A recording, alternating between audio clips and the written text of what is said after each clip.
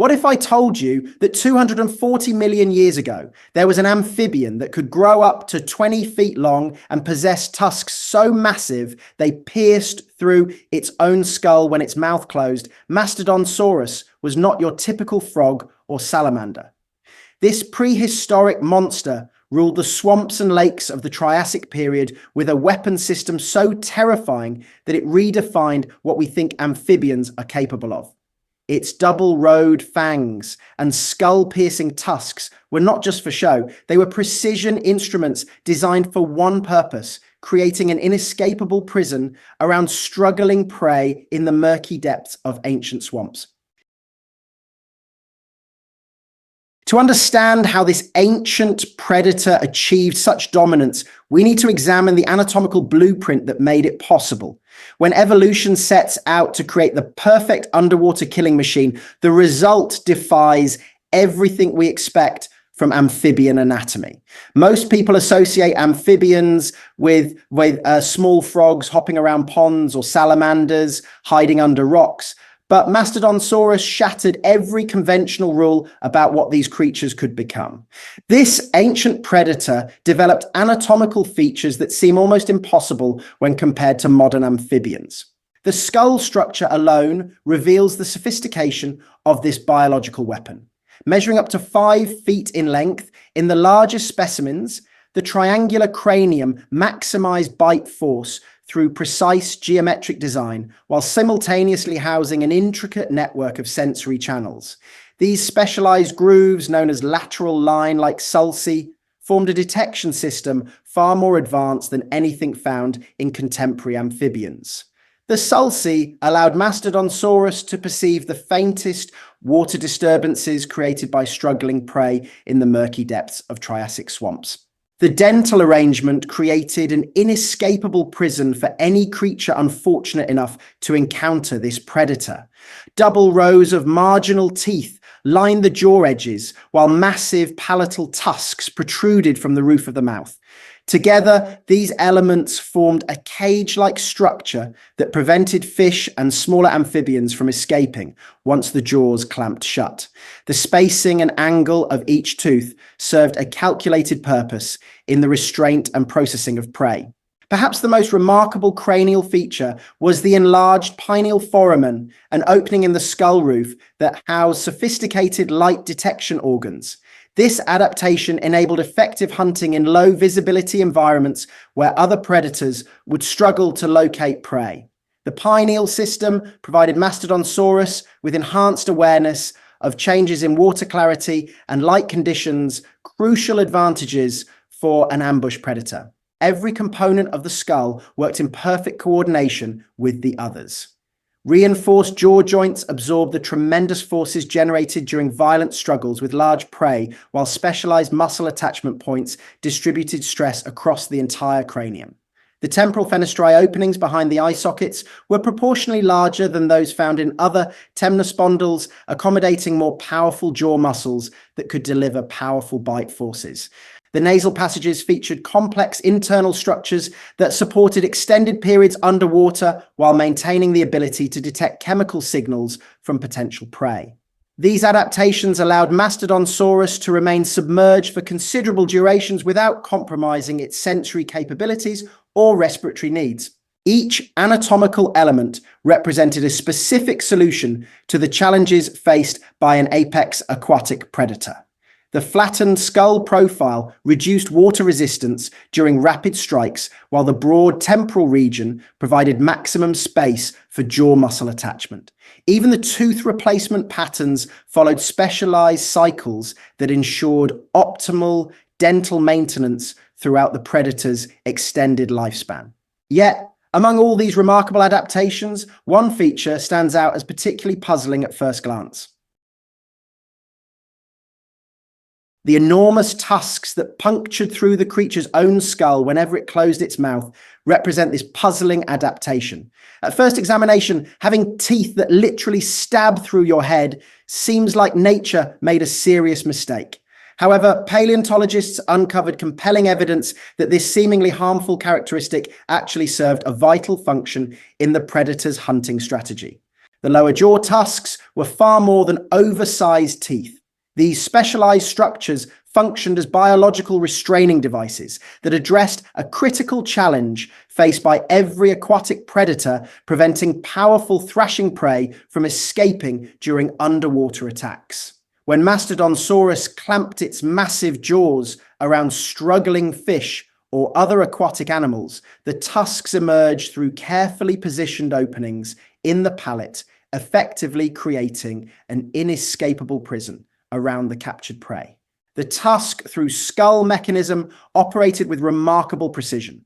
The palatal openings were strategically located to avoid damaging essential cranial structures while providing optimal restraint capabilities.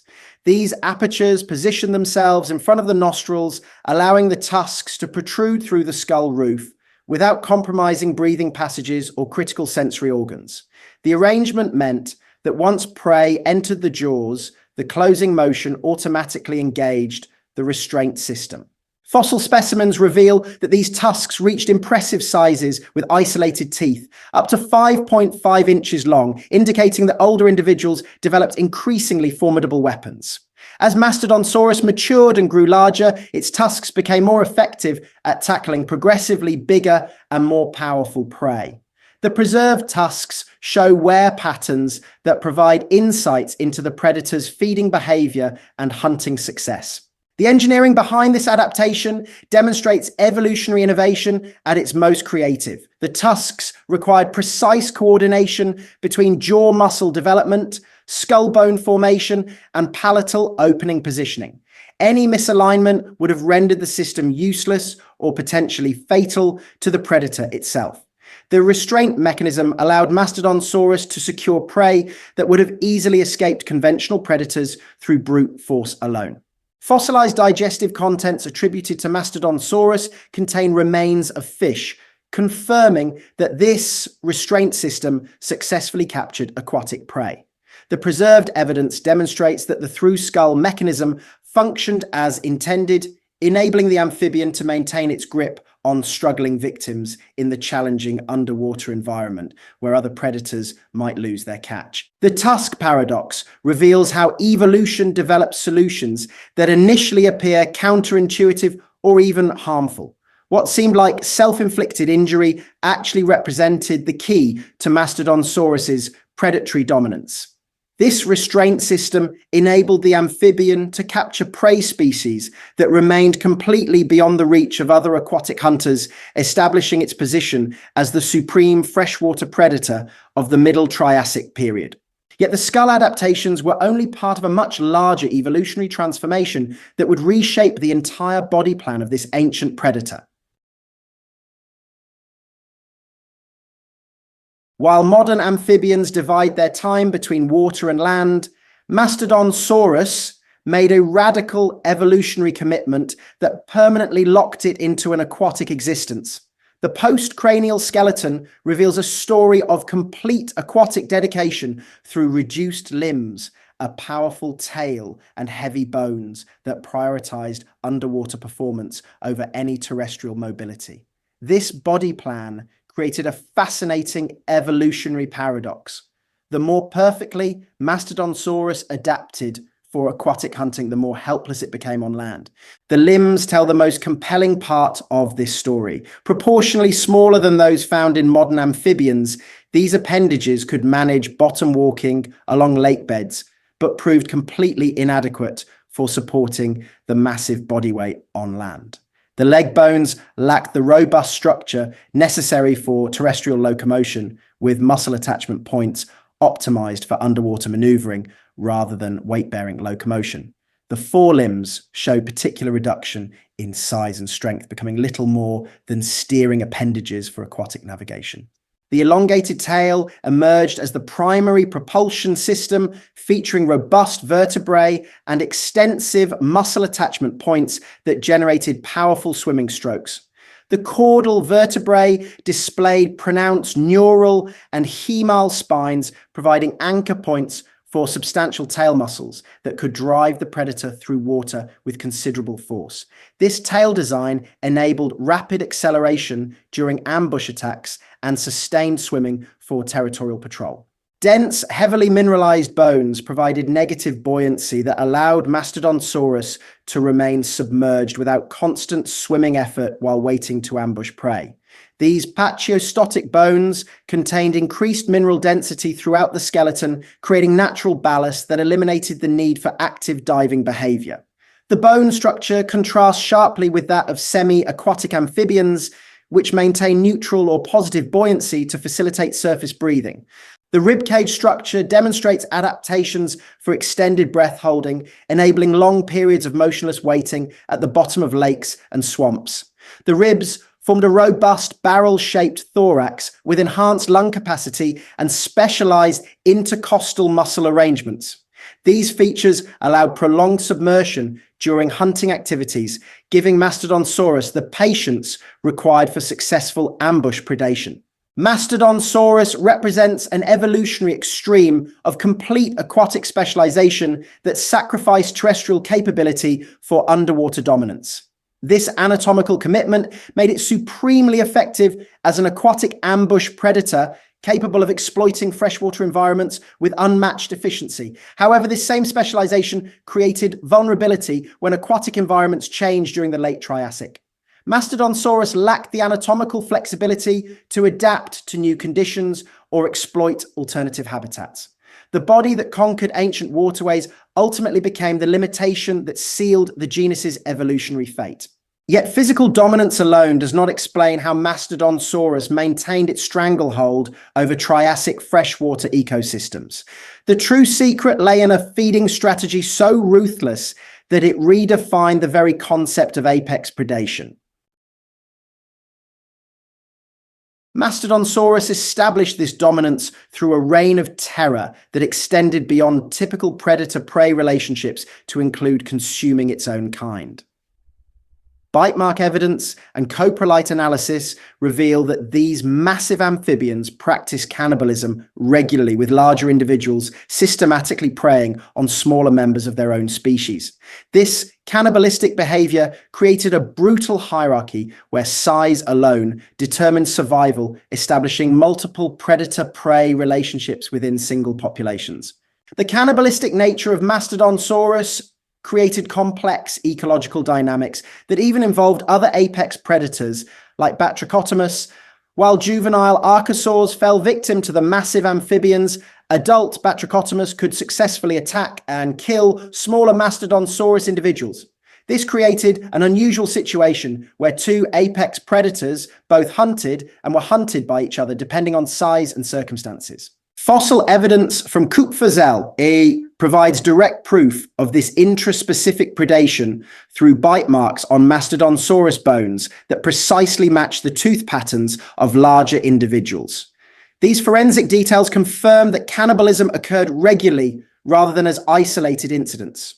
The bite mark patterns show characteristic spacing and depth that could only result from attacks by other members of the same species, demonstrating the brutal reality of life in Triassic freshwater ecosystems.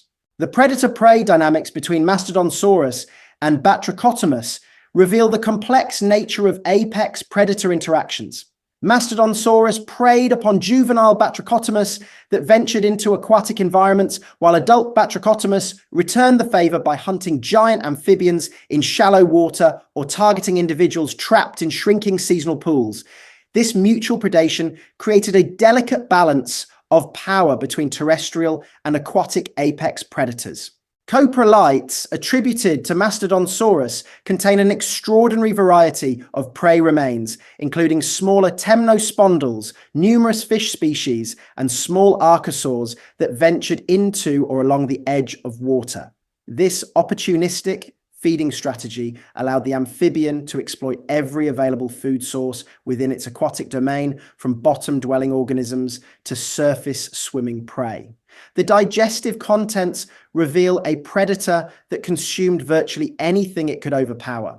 The documented size range within Mastodonsaurus populations created unprecedented complexity in predator-prey relationships. Skull lengths ranging from 12 inches up through 4.1 feet in documented growth stages meant that smaller individuals lived in constant danger from progressively larger members of their own species. This size-based hierarchy established multiple feeding levels within single populations, creating ecological pressures unlike those found in most modern ecosystems. Mastodonsaurus achieved ecosystem dominance through a combination of massive size and complete opportunism. The willingness to consume anything that entered its territory, including relatives and offspring, eliminated competition while maximizing available resources. This cannibalistic apex predator role established Mastodonsaurus as the undisputed king of Triassic freshwater environments across Europe and Russia, creating ecosystems where size determined everything and survival required constant vigilance against members of one's own species. Yet this very success would ultimately reveal the vulnerability hidden within such extreme specialization. Mastodonsaurus represents far more than a single large predator.